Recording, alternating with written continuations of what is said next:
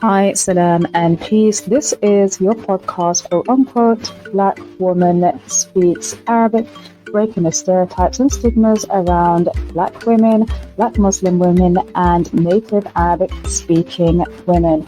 This episode is another treat, and the title is Bridging Between Deen and African Culture. For those of you who are not familiar with Arabic, Deen is religion. So religion, it could be any religion, but here in this episode, we're specifically referring to Islam. And for my guest, I'm going to allow her to introduce herself. So please do tell us, sister, who are you and what do you do? Assalamu alaikum wa rahmatullahi wa barakatuh. Wa alaikum assalam. First of all, I just want to thank you so much for having me here. My name is Kendell A. I also go by Iman, and I would describe myself as a servant of Allah, a mother, an educator, a writer, and a community builder, especially when it comes to women and children and connecting them with Islam. Lovely. So do tell us, how did that journey start then as an educator? Never mind being a mother, but yeah, how did your journey to your current profession start? What motivated you? What was the spark? Sure. I think I'm unique in the sense that I've always kind of known since a very young age what I wanted to do. I've always wanted to be a mother and a teacher in particular, since I was around 3 years old. And a community builder kind of came along the way because I see so much of family and education as really creating communities. So I think, my motivation is not just kind of innate, but also in becoming a mother, wanting to see those programs, wanting to see those opportunities for connection and community building for my children and for myself at this stage in my life. So just kind of putting all of that together throughout the different stages of life. So speaking of community, one of the things, I found quite a whole lot of things that I found intriguing on your profile page, to be honest, but there were certain keywords such as community and diversity, Islam, African-centered, diversity. So what do each one of those mean to you? Why are they important? And how do they play out in your life and in work in particular? Yeah, absolutely. We talk about Allah as the creator, Al-Khaliq, right? And I think that there's just so much creativity within his creation as well. So really just kind of celebrating that diversity, whether that's linguistic, our shades of skin tone, where we come from, the cultures, the foods, our ability, different abilities.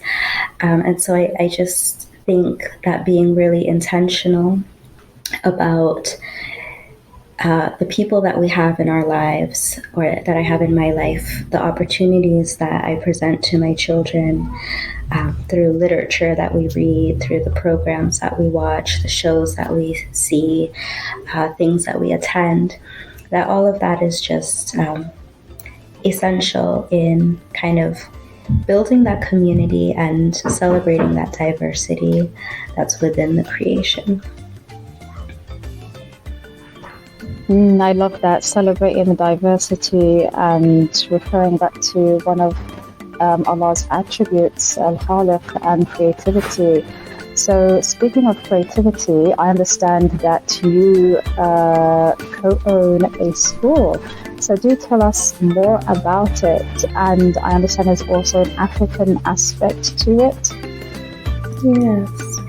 Yeah, so I do co-own a school. It's a preschool, so we serve ages 2.9 to 6 years old, roughly kind of covering what we call the preschool, pre-kindergarten, and kindergarten ages.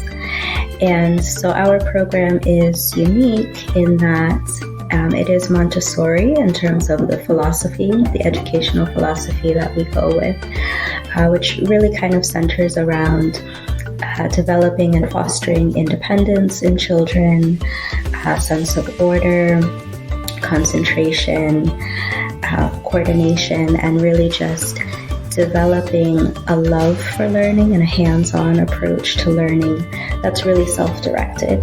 And, I could go on and on about Montessori forever, but I think that's kind of a good starting place for it. And then with our school, we also add the African-centered dimension to it. And for us, that's really just, again, being intentional about the images that we present of the Black diaspora to children, the books that we use, just the enrichment activities that we have in the classroom, including Kiswahili lessons, African drumming, capoeira. So just kind of showing the breadth of all that the Black diaspora has to offer in a really positive light, and kind of steering clear of the less exciting aspects of history, like the slave trade and things like that. So we just try to focus on developing that sense of self-love. I really love that, especially the inclusiveness of relating the African elements to the African diaspora as a whole. So that, and I'm also a fan of Montessori, I have to say, especially when things are hands-on and child-led, as I do homeschool, and the child-led element is very, very much important to me, as I want my children to also develop a sense of awareness of self and their passions and what their strengths and weaknesses are. So that kind of moves me on to community building. You mentioned how you're bringing the African aspect to light and sharing all the goodness that Africa has to offer to the African diaspora, and so that kind of like brings a sense of inclusiveness of the African diaspora, whatever their faith or background. So what would you say are the key elements to community building, and what would be anti to community building? Certainly, I think community building is really just finding experiences that bring people together in meaningful ways. So those are, elements of touching the heart, maybe calling people to service together. It could just be having fun together, but just kind of honing in on the fact that as humans, we're social, and to have positive social relationships is so important. And kind of bringing that back to community building in the sense of Islam, I think it's important for our children to see that our friends are the people that we pray with and we play with. So just kind of having that balance there. Yeah. Sorry, go ahead. And I one activity that I used to do over the summer was to have a weekly potluck. And so, families would bring food, and then there would be playing together and a short kind of halakha for kids, just a small activity to still connect them to the Deen in that sense, just in this, informal, once a week kind of style. And I think, anti-community building is exclusivity. It's pushing people out, whether that's intentional or not, and just, finding ways to separate ourselves rather than bring us together as a whole. Lovely. So you mentioned the element of the concept of people who we play with and pray with. For the African or the Muslims of the African diaspora, but what would you say about us as Black Muslims being able to explicitly express our African roots? Would you say that is anti-social, anti-community building? Yeah, I think there's opportunity for both, right? There's a time and place to gather the entire Muslim community and to see the diversity and the beauty of those differences therein. I mean, I love going to the masjid and seeing people from, hundreds of different backgrounds, but the thing that brings us together is that faith. And then I think it's also nice to have those moments where you're part of a smaller group and you're connecting, based on that. And for me, I do feel it's important to honor and respect our roots, whatever those are, and see how those connect with Islam. I think a lot of times we kind of look at Islam as being deeply connected with Arab culture, but there are so many other ways to practice Islam and still be true to your own culture. I can agree with that and resonate with that, especially as there seems to be, do you feel like there is a gap between Black Muslims of the diaspora being able to identify with their African roots and connect that with their Deen? How easy or challenging do you feel it is for Black Muslims to connect their Deen with their African roots and explicitly express it? Be comfortable in their own skin, so as to say. It's an interesting question because my mind kind of goes in two ways about it. I think on the one hand, like I said, Islam is usually thought about in the larger world as an expression of Arab culture. And so I think that in that way, it kind of excludes Black Muslims from feeling part of that. But on the other hand, I think if we actually look at different African cultures, there's a lot of practices that naturally tie into Islam. So, respect of elders is very important. Family ties is another aspect. Even the notion that the maternal aunt has the same status as the mother. That's an Islamic principle that I see played out in so many African cultures as well. So I think that if we really look at different cultures for what they are, we can find the connections therein within Islam and not feel excluded from that. And I think it's also important to actively look for examples of Black Muslims that have contributed to Islam, not just in the past, but currently in the present as well.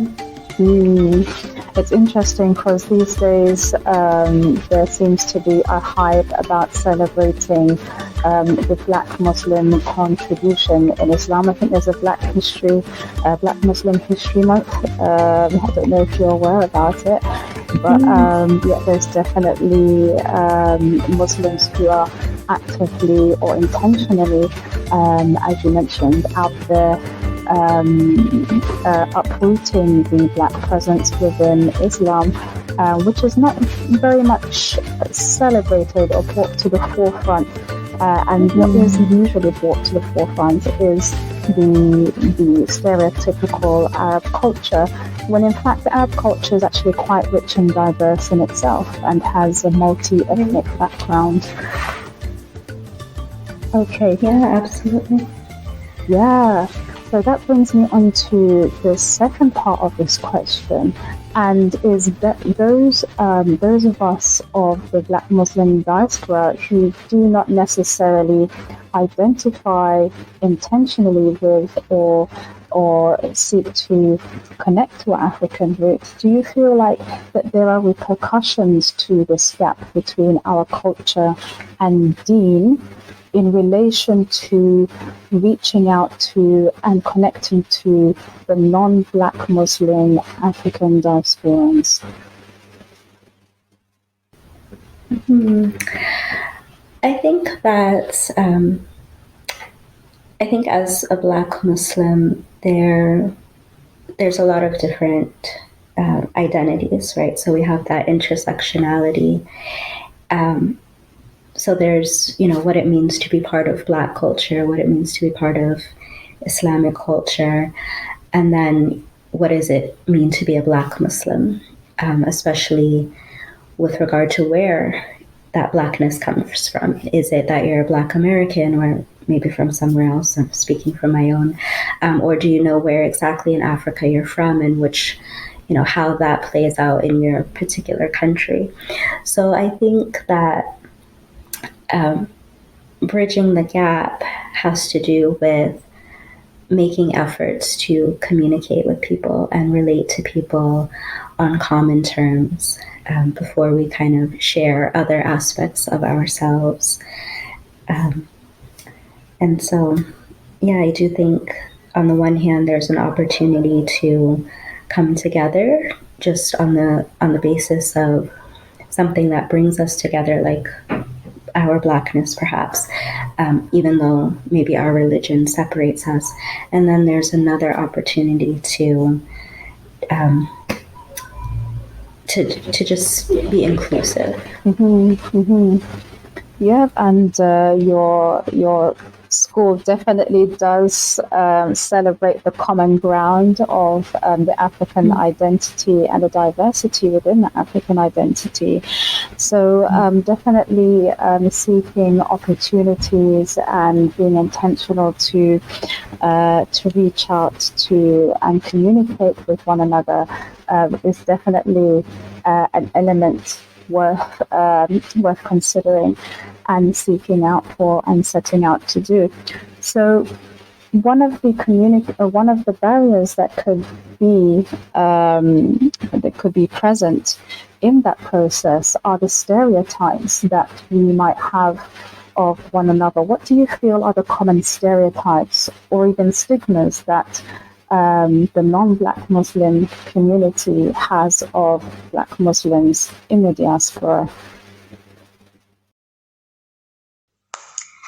So I think when it comes to common stereotypes of the non-Black Muslim community of Black Muslims, I think that often goes back to just kind of the general stereotypes that people have about Black people in general, which are, just kind of negative outlooks overall, whether that's about our skin color or our ability to work, or just things like that. And I feel that those stereotypes do creep into even the Muslim community and how non-Black Muslims view the Black Muslims. And I know that's come up a lot when it comes to marriage. I definitely experienced that personally, and then just hearing from friends about their experiences. Woman Speaks Arabic is part and parcel of my projects hand.Who Arabic and English that create safe spaces for Black women at the start of their Arabic learning journey, and hand.Who Designs, a healing journey on design, creative, innovative designs with an Afro-Arabic spice and a touch of homeopathy, leaving you highly spirited, self-aware and empowered.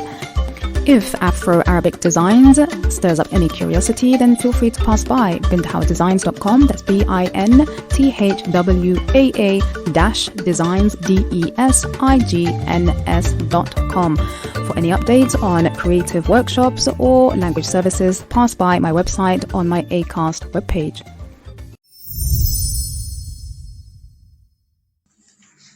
So while that may be true for some of the stereotypes that non-Black Muslims have of Black Muslims, I think that there's also the opportunity for those who engage with the real meat from the Quran of, that Allah subhanahu wa ta'ala placed us with our differences to get to know one another, and, through culture and through those differences. So I think that there's also an openness from within the non-Black Muslim community as well, when we're really observing what Islam has to say. And then looking at the non-Muslim Black community and their perception of Black Muslims, I think there is sometimes a bit of a feeling of otherness. So even though our Blackness may connect us on one level, I think there's a little bit of, okay, we're not completely the same. We don't have all the same beliefs or all of the same culture attached with just our daily life experience because of religion. And then also kind of the assumptions, if you're Black and Muslim, you must be from, either the Nation of Islam, or if you're Black American, or maybe you're an African Muslim. So just kind of those things, but I think that there's definitely the opportunity to connect on something deeper around ethnicity and race and how that connects us, and kind of going back to community building around highlighting those things that bring us together rather than separate us out, because that's not in the spirit of community building. But yeah, I think that it kind of goes both ways. Before you go, sister, I'm keen to know if you have any projects going on. Are you working on anything? Do you share with us anything that is up your sleeve that you have to share with us? How can we reach out to you if you do? Yes, so I'm always working on something. I love being able to be creative and kind of focus on education and children and character building. So I do have some products on Etsy, mostly PDFs that can be used at home, can be used in the classroom, in different contexts. And I'm currently working on a few children's books. So inshallah, those will be available soon. You can always reach out at my website, www.ummiman.org, and that'll take you to a host of other services and just kind of projects and things that I'm working on. So Jazakallah khair again. It was such a pleasure to be on the show and to connect with you, and just thank you so much for the opportunity. Assalamu alaikum wa rahmatullahi wa barakatuh. Oh, lovely. Okay, so we'll have the details for you. And thank you, sister, for joining us. It has been an absolute pleasure. I appreciate your patience. You've been pushing through this. We've had so much technical difficulties. And ma salama.